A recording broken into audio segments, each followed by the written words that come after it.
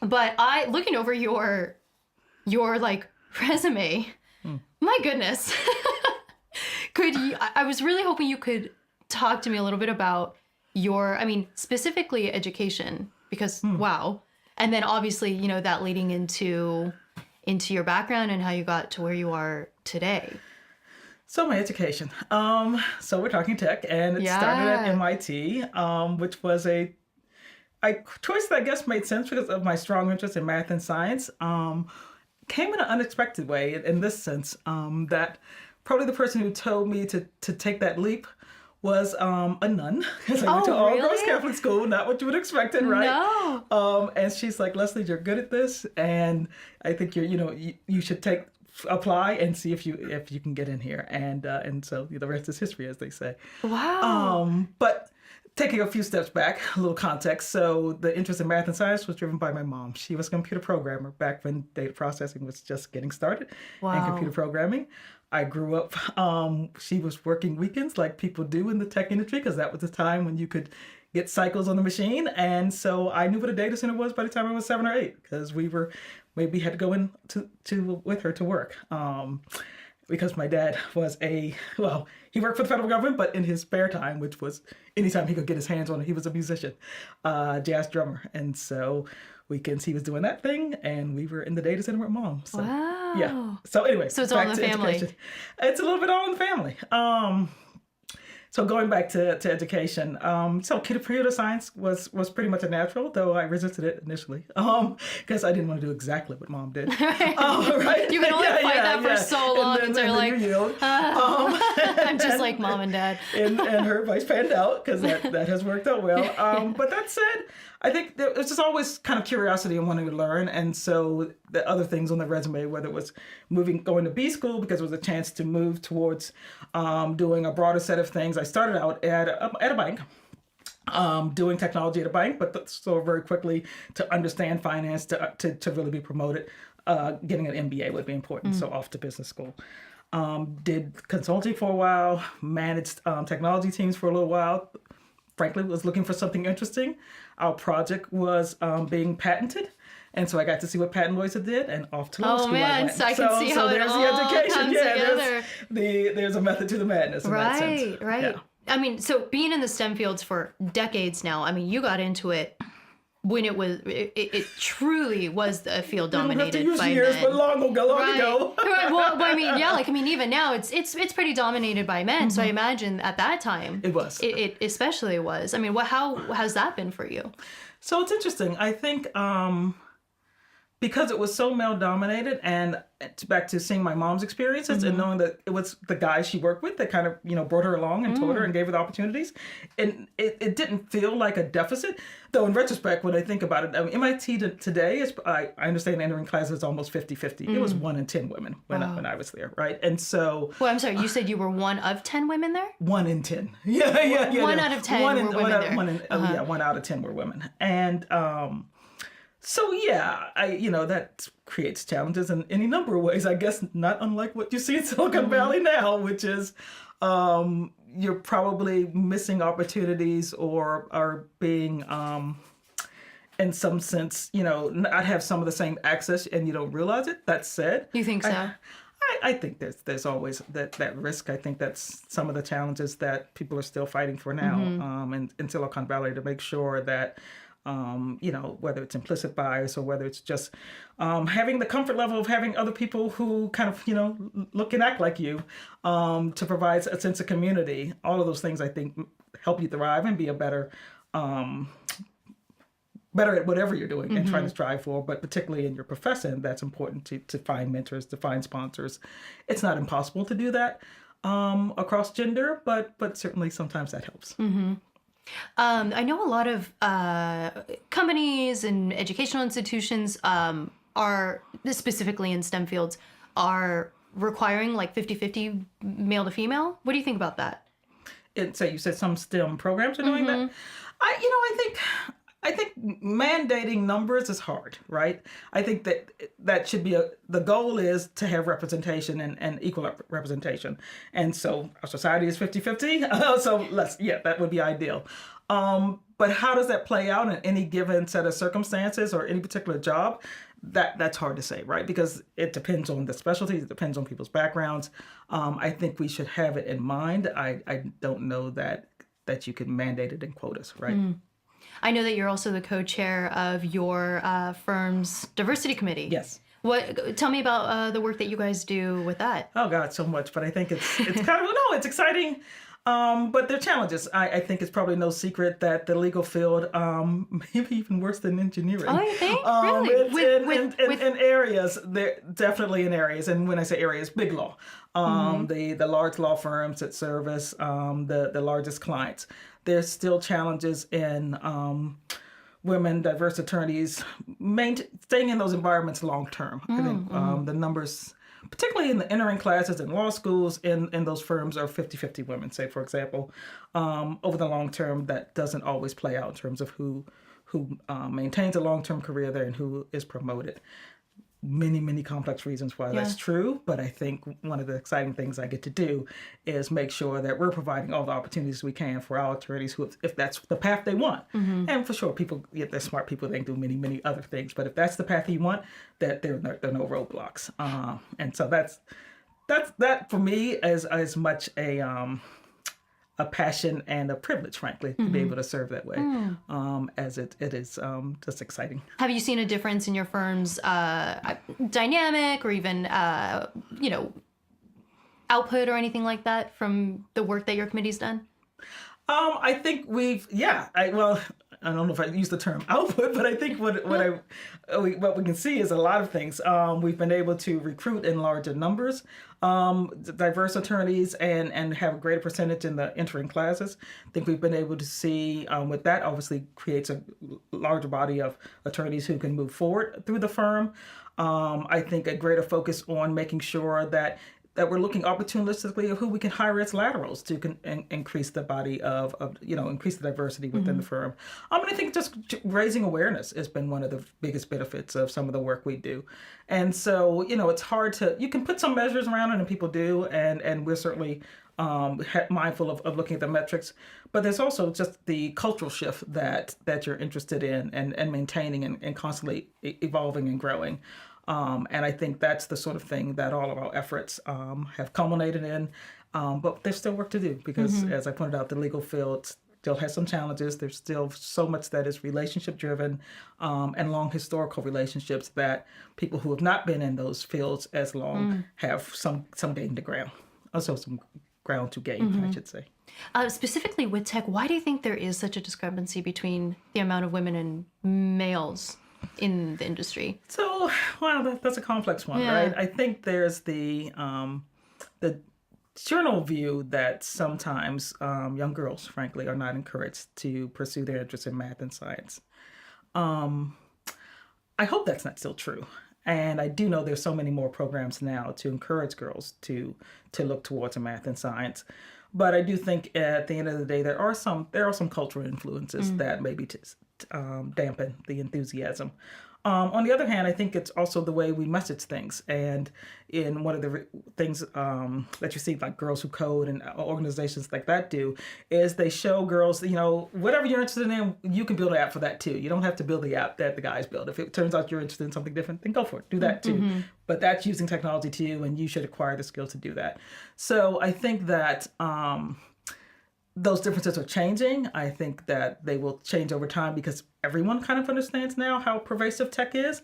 But back to kind of gaining ground from where we were, there's still sort of a backlog, for lack of a better term, in terms of building up that interest among young women so that they move into tech. Because I don't think there's any reason in the world why it shouldn't be representative for women to be in tech. Do you think that that's going to change at all now that it's so easy to learn these skills kind of outside of formal institutions? I know that I've learned a lot just from really cheap and accessible online courses that you can take at any time to match any schedule or anything like that. Do you think that that's going to make it easier or different? That definitely makes it easier. I think that has helped. I think you see, I've been surprised at how many women I know who didn't start out in tech who are like, I'm taking this coding class. I'm trying to figure this out. That's exactly, absolutely. yeah. And that probably didn't happen 10 years ago either, right? So I think that is a big difference. does that still mean we have, 100% adoption among women being interested in tech? Of course not. Yeah.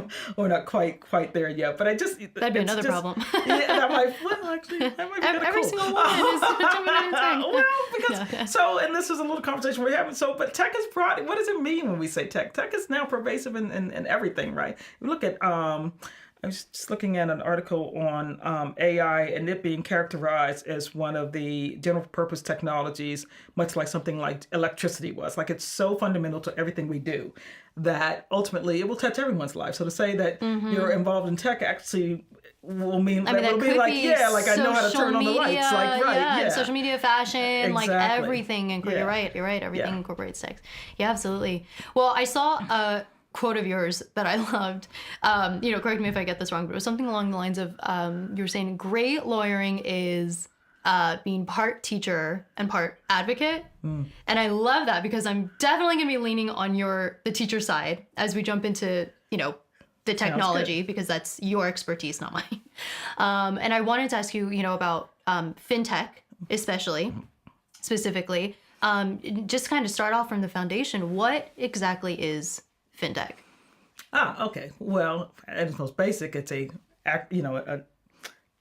description or terms that abbreviates financial technology, and that encompasses a wide range of things. It is probably all the ways that technology enhances the way that financial services are delivered and the way finances are managed. And so that's everything from large commercial banking to the mobile app and the retail delivery of financial services to the things that you probably don't even have a sense of what's happening, say cross-border payments and the way money moves around the world or interbank systems. So technology is changing all of that or has already changed all of that, and FinTech touches all those areas.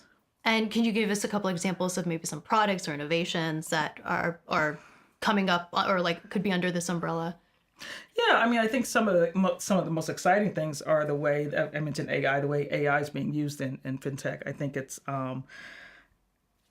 probably in some of its early incarnations were people focused on things like being able to do algorithmic trading, which is a way to use more intelligent machines, more sophisticated algorithms to trade faster, right? And trade in sophisticated ways that the human brain could not do very. Is that what they call That's not high frequency trading. Okay. High frequency trading is really a question of throughput, being able to being able to take advantage of latency in the networks and the way the transactions are actually being executed to push more trades through, or to delay when trades go through and play with that latency to gain some advantage. So going back to algorithmic trading, that's kind of maybe some of the earliest notions or early uses of AI for in investment management broadly, but now you see it in kind of consumer-facing ways, right? That you have robo-advisors where instead of talking primarily to a human, you're talking to a human maybe who's being assisted by a machine, or you're yourself using your app to make your investment decisions. Those are the sort of things I think have been there for some time, but they're getting more and more sophisticated and becoming pervasive. And by pervasive, I mean not just a way for you to say, okay, well, I'm interested in getting some investment advice and looking at where my money lies and combining that all into one app. But there's a number of apps out there that do that. Would like Betterment go Betterment's under one of these? Example, yep. Personal Capital, We're one fans. of those, right? So you bring everything in one place, you've got one view, and it may suggest things you would do, but there's probably a limit at how sophisticated that advice can be, at least that being delivered to your app until you have to get on the phone and talk to someone, right? But that same sort of technology, take that same idea and put that into large scale investment firms like a Goldman Sachs, who has their own robo advisor, right, Marcus. And while there's a I guess retail's probably not the way to think of Goldman Sachs, but there's an outward facing view of that. There is also the ways that they're using that to basically replace the human trading that's happening, so that they can trade at faster and more sophisticated ways using AI to make the decisions, right? Because that's the essence of AI, is replacing the human cognitive function, being able to take the models that people that we do all the time in our brains, pattern recognition, classifying information, and learning how to make substitutions and extrapolate and draw conclusions. Doing that with a computer is what AI is. And so investment management is a natural place where you can start to think, well, if I can do that with a machine, I can get vast amounts of data about not just the things that you kind of will assume you need to know about trading, like what was the last trading price and what does it look like? What do the prices look like in this industry? But what are all the other world events that sometimes impact trading? The weather, might affect commodities, and the impact on commodities might affect the trading price of a particular company. Like all of those things, if you can, and really great human traders know how to assimilate all that, aggregate all that information and draw conclusions. Letting a machine do that, you just, exponentially increases your ability to do that quickly, the ability to do it economically, and frankly, accurately, right? And so that's something that's on the financial services side, some of the more exciting things that I think are happening with FinTech. But I think also the delivery to services to individuals, right? On the retail front, probably started with things like chatbots and just having more sophisticated customer service. And letting you I love those. Right. I mean, if that were all, that'd be great. But it can be more, right? It can be being able to provide kind of risk management and AIs to prevent any sort of, identify fraud very quickly, right? Systems are doing that to control identity theft, right? To be more smart about figuring that out. Certainly to figure out things like money laundering, which maybe doesn't impact individuals, but certainly impacts institutions, and then the prices we have to pay those institutions. There's a long list of things I could go on, as you can see, but it's pretty exciting, I think, and I think we've only scratched the surface. I mean, so that does bring up a good question. What does this mean for traditional financial institutions like banks? You touched on it briefly, but you're saying like this could affect the front end. What does that mean for the back, like kind of what banks do behind the scenes? I think it's changing all of that. I think it's a question of and maybe characterizing the way you did the front end and the back end, but what's the back end? There are many, many layers, right? And so there's things that certainly have changed in the front end in a very real way, certainly have changed in the back end in terms of how, for example, trading is managed, or how, for example, if you're looking at things like insurance underwriting. So some of the core analysis that any financial institution has to do, they can use AI to enhance. Probably taking a step beyond that is, well, what do we do with the systems that allow any given institutions to speak with each other or to interact with the banks around the world, right? Those are sophisticated payment networks. Those are sophisticated systems for moving money around the world and trading and exchange and figuring out the exchange rates and all that sort of thing. Those systems are changing over time. And one of the things that, and I know my colleague Marta talked to you a lot about blockchain, the intersection of how fast AI enhances those things and when those things start to move over to blockchain, I could not predict, but it's got to happen, right? I think there's definitely a move to take out where we have essentially an intermediary, like a clearinghouse, to move that, to decentralize things and move that away. Does that get rid of financial institutions? Probably not, but it probably changes the nature of what they do, and it changes what they look like. They look more like tech companies than they look like what they look like today, right? Mm-hmm. Have they already started implementing some of these? Sure, they have. I think it was probably a few years ago that you had folks like Goldman Sachs who were starting to characterize themselves like tech companies, frankly, to draw engineers in, to get some of the work, to draw engineers in, right? Because it just doesn't sound cool that you went to work for Goldman Sachs if you're a techie, but it does sound cool if it turns out everyone else is there is an engineer and a quant. And I would say a few years ago, it was many years ago for things like algorithmic trading. Sorry, that's a hard one. It's a ton. We're using engineers, but now it can be in all parts of the way they deliver services that they need engineers. And that's that. It probably isn't 100% yet, but it's moving fast. What does this mean? What could this mean, I guess, for financial inclusion? So I think some of the interesting work that's happening in tech around inclusiveness is just being able to to better educate consumers about what's happening with their money. I mean, it's one thing to give an app like Betterment to people who already have wealth to manage. It's another thing to provide a tool that allow people to learn how to save, to control their and understand their expenses. And there are great apps out there for that. I can't name one off the top of my head right now, but I've seen them demoed. I know people are doing that sort of work. And then also work to serve the what's loosely referred to, right, as the underbanked or unbanked populations who Unbanked. Primarily maybe use the payday kind of stores that allow them to deposit their paycheck and basically get cash. That's that sort of organization provides a service, but let's just say there's some challenges in that business model. What are the current challenges in that business model? I think frankly that it's done at a fee and takes probably in some respects is probably taking advantage of people's lack of understanding about how much they can have control of their own finances.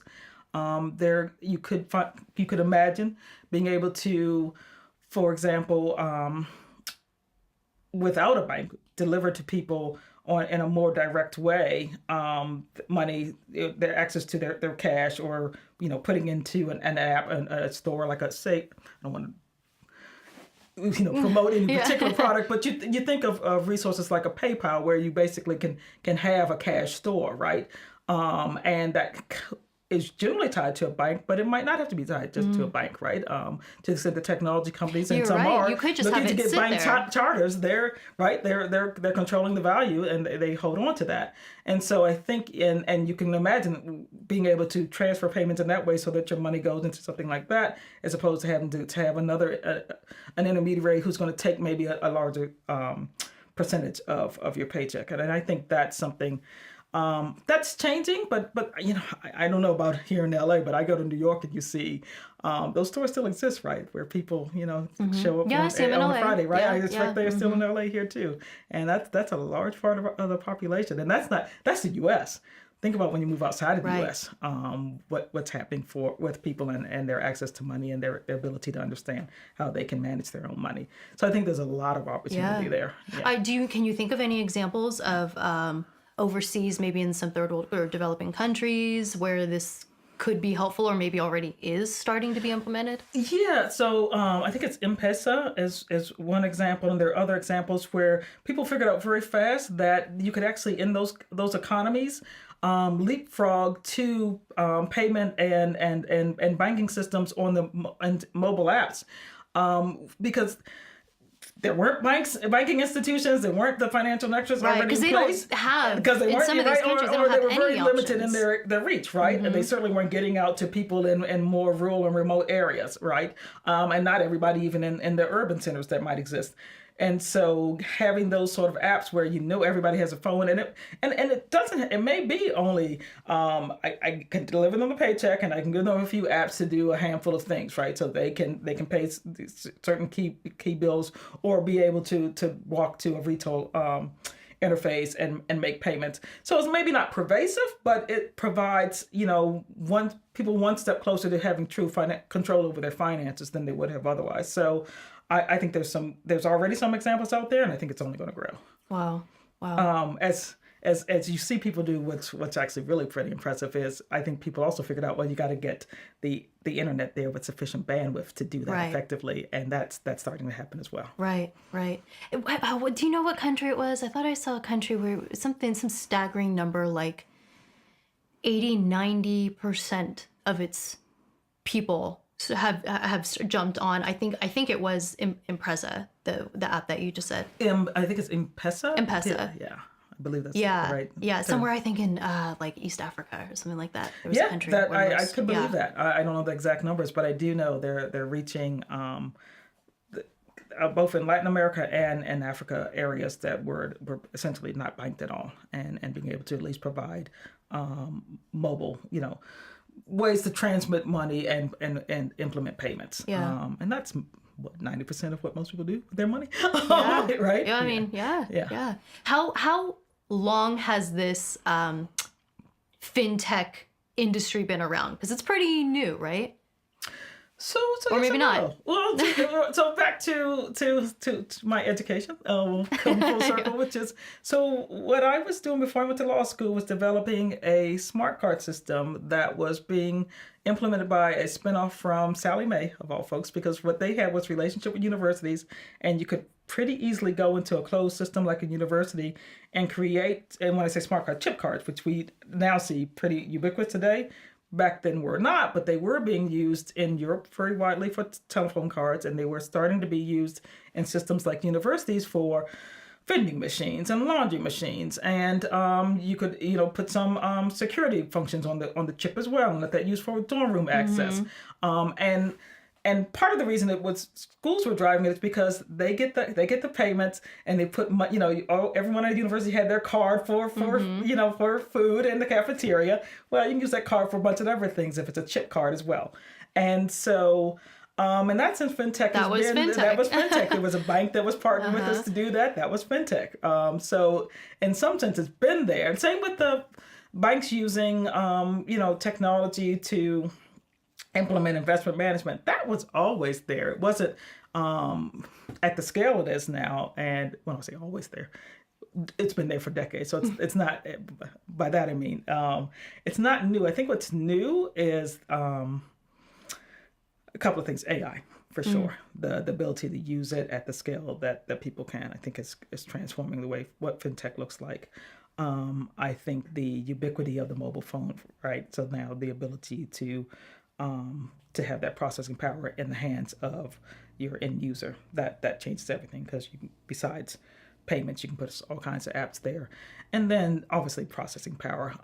What was rooms full, I can literally remember rooms full of data centers full of servers can now be done on one machine, right? So those things have changed, but the technology was in financial services for some time. Kind of back to the banks, what do you think this means for banking jobs?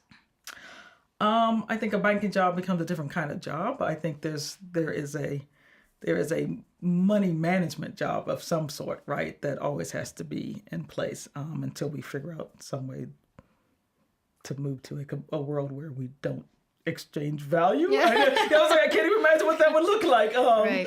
when you think about it. So, or I mean, I think if you're saying that AI is being implemented into financial advising, does that mean potential, danger, but change for the financial advising industry? Less of the classic trader, you need less of your classic investment advisor. But that doesn't mean you don't need someone, because there's always some need for human beings to supplement what the machine does, right? You have results. You still may want to advise someone. People still want some human contact to be like, yeah, the machine got the right answer, and you can trust it. If it's nothing else, you want that, right?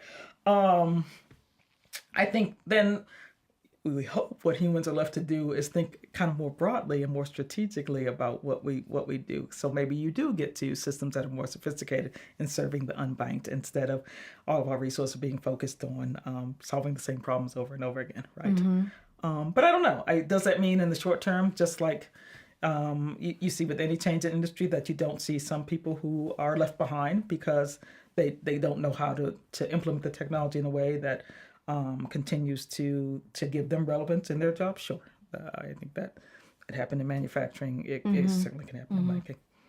I heard that the financial crisis of 2008 was actually opened the door for FinTech to now be thriving like it is now. Can you touch on that? Yeah, I've heard people say that, and I guess there's some truth in that it put a bunch of folks who had very sophisticated knowledge about the financial markets, looking for something to do.